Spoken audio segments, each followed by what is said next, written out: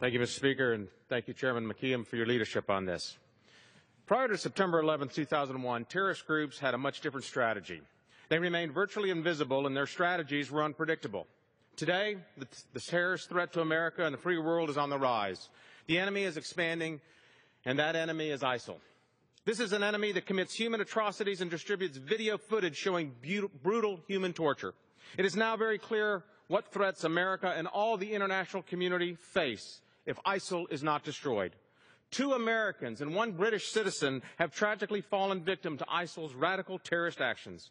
These barbarians are the face of pure evil, and they must be crushed.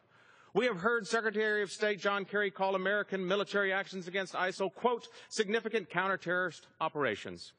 This is a pitifully weak way to motivate the men and women of our armed forces, Mr. Speaker. This is war, and the United States and the free world must be victorious. The House's action today calls to mind a discussion I had with a constituent mother in my district of Bartow, Florida.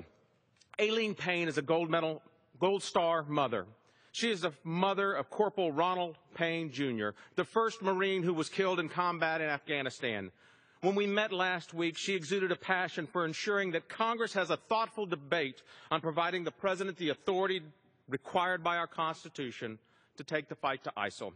She understands, perhaps more than most Americans, the significance of putting lives of American soldiers at risk. Her son's death came with a very high price, the price of freedom, the price of national security, and the price of victory. She nor I want the loss of her son to be in vain. The amendment we are deliberating today is a step in the right direction. While I support this amendment, I believe the words of this Gold Star mother must be heard and considered. If we do not develop and implement a strategy, a winning strategy to eradicate ISIL, we will be taking for granted the very freedoms that we have been afforded and defended by our brave troops now and throughout the history of our country. Corporal Payne would want us to defend American freedom and defeat terrorism worldwide.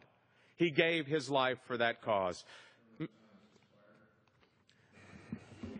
Additional 30 seconds. Thank you, Chairman, and thank you, Mr. Speaker.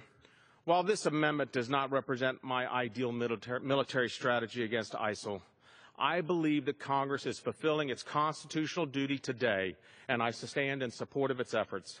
I yield back.